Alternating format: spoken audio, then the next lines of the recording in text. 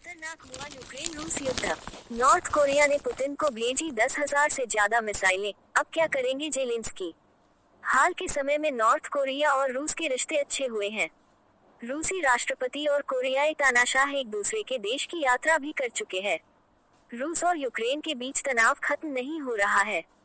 हाल में ही अमेरिका ने दावा किया था कि नॉर्थ कोरिया के 8,000 सैनिक इस समय यूक्रेन की सीमा के पास रूस के कुछ क्षेत्र में मौजूद हैं।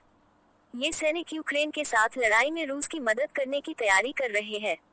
इसी बीच नॉर्थ कोरिया ने यूक्रेन के खिलाफ लड़ाई में रूस को 1,000 से ज्यादा मिसाइलें दी हैं। इस बात की जानकारी साउथ कोरिया के रक्षा मंत्री ने दी है। Please subscribe and follow me.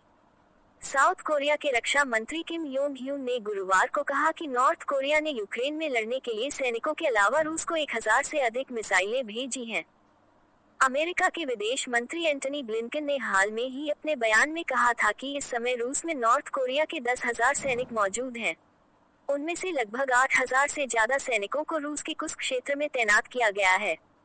उन्होंने आशंका जताई है कि रूस आने वाले दिनों में इन सैनिकों का इस्तेमाल यूक्रेन के खिलाफ युद्ध में कर सकता है। अमेरिका के विदेश मंत्री ब्लिंकन ने अपने बयान में कहा था कि रूस नॉर्थ कोरिया के सैनिकों को तोपखाने का इस्तेमाल, ड्रोन और इन्फेंट्री ऑपरेशन की ट्रेनिंग दे रहा है। इससे साफ है कि वो इन सैनिकों को फ्रंट लाइन ऑपरेशन में इस्तेमाल कर सकता है। उन्होंने आगे कहा कि पिछले 100 सालों में ये पहली बार हो रहा है जब रूस ने विदेशी सैनिकों को अपने देश में आमंत्रित किया है।